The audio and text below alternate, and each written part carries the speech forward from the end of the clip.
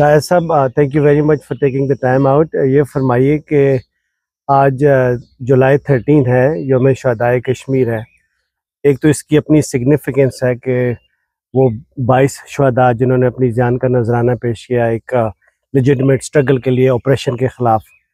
कश्मीरी बहुत अरसा से, अबाउट 75-76 ईयर्स से ज़्यादा इसको कमामोरेट भी करते आ रहे हैं।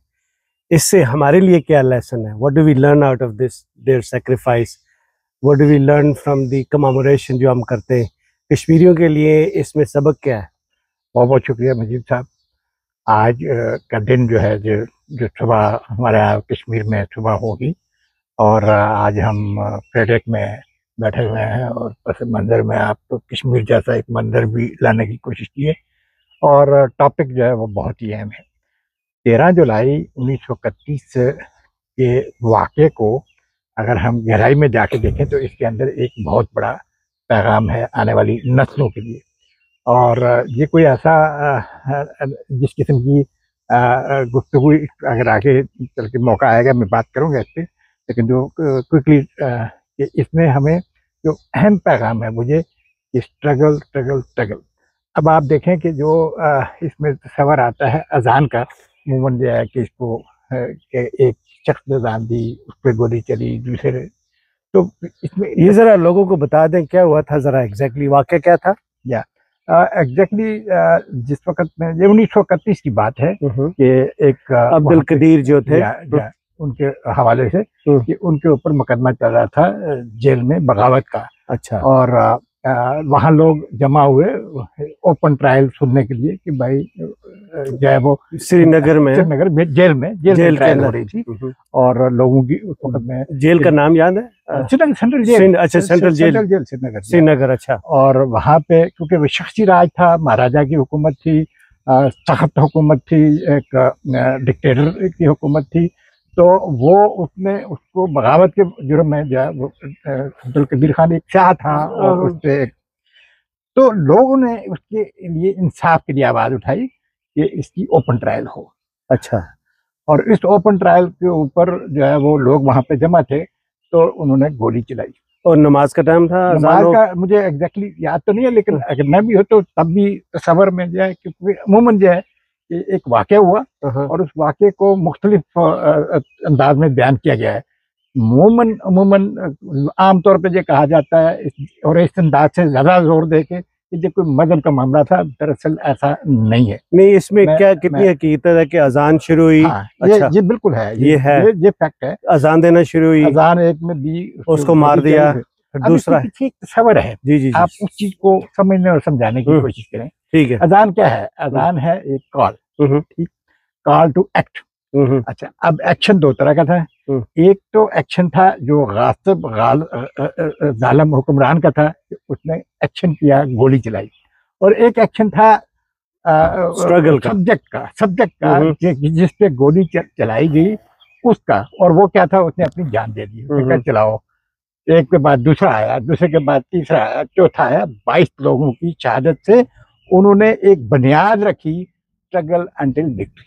ये इसका तस्वर बुनियादी तौर पे ये है कि अजान इज एक्शन और उसके जवाब में लोगों की कुर्बानी इज एक्शन। तो 22 लोगों ने जान दी एक अजान कंप्लीट करने के लिए कहा जाता है, लेकिन मैं इसको मैं समझिए आप किधर जाना है। जी वो लेना चाहता हूँ। और वो ये है कि क्योंकि कश्मीर की स्ट्रगल बेसिकली, मैं इसके ऊपर थोड़ा सा और वजाहत कर दूं कि जो लोग ये प्रोपेगेंडा करते हैं कि ये मजहब की जंग थी, मजहबी थी, हिंदुओं के खिलाफ थी, ये ऐसा नहीं है। ये हिंदू जालिम महाराजा के खिलाफ लोगों की डोगरा के खिलाफ थी, हिंदू मजहब के खिलाफ, कम्युनिटी के खिलाफ नहीं थी। और खुद पंडित प्रेमनाथ बजाज जो हिंदुओं के उस वक्त में एक लीडर हैं, वो खुद लिखते हैं कि जो बेसिकली वहाँ के जो महाराजा था, हिंदू महाराजा था, उसके जालिमाना इक़दामात के खिलाफ अवाम का रद्द-ए-अमल था। और अब इसको आप कोई भी शक्ल देते चले जाएं तो वो एक अलग बात है। तो जी, तो इतनी बड़ी कुर्बानी का आज 75 साल से हम इसको कमामोरेट करते आ रहे हैं, बल्कि ज़्यादा साल, 1931 से तकरीबन 100 साल के करीब हम इसको कमामोरेट करते आ रहे हैं, मिसाल भी दे रहे हैं, उनकी स्ट्रगल को याद भी करते हैं। कश्मीरियों के लिए आज 2025 में मैसेज क्या है? मैं समझता हूँ कि ये सफ़र आज़ादी का एक इम्तिहान है। बदकिस्मती से मैं यहाँ पे ये बयान भी कर दूँ कि हमारी कश्मीर की लीडरशिप इसमें इस वाक़े को एक स्लोगन के तौर पे इस्तेमाल किया।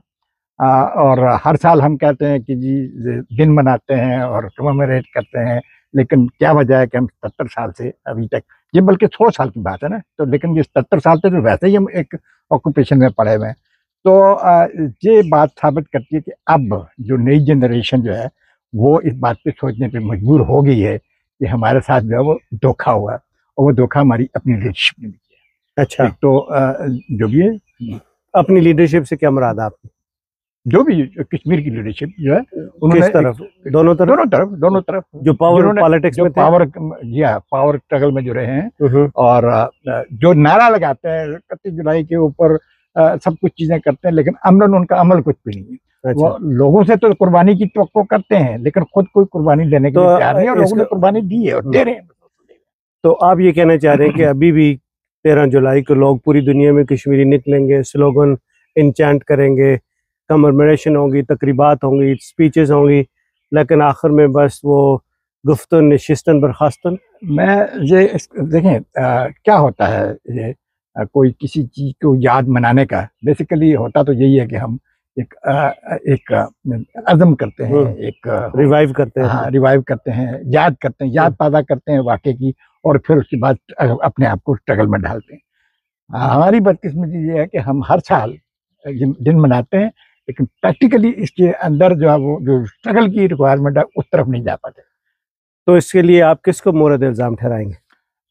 मैं तो खुद अपने आप को हमें सबसे पहले, और इसमें सबसे ज़्यादा जिम्मेदारी आती है वो कश्मीर की पोलिटिकल लीडरशिप।